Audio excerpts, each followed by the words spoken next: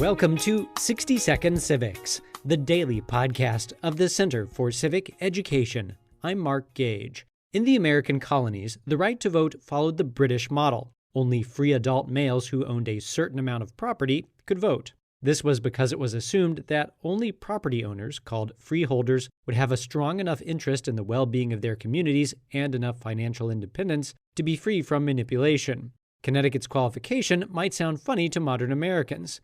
In order to vote, a man had to demonstrate maturity in years, quiet and peaceable behavior, a civil conversation, and 40 shillings freehold, or 40 pounds personal estate.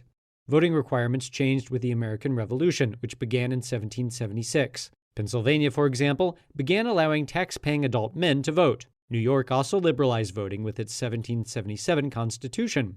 New Jersey briefly allowed adult women to vote if they owned a certain amount of property. The catch was that if the woman were married, her property would normally be considered to belong to her husband. In any case, the law in New Jersey was changed in 1807 to exclude women. Roughly half of the newly independent states adhered to the earlier, more conservative suffrage practices.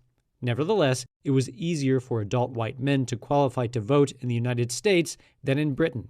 That's all for today's podcast, 60 Second Civics, where civic education only takes a minute.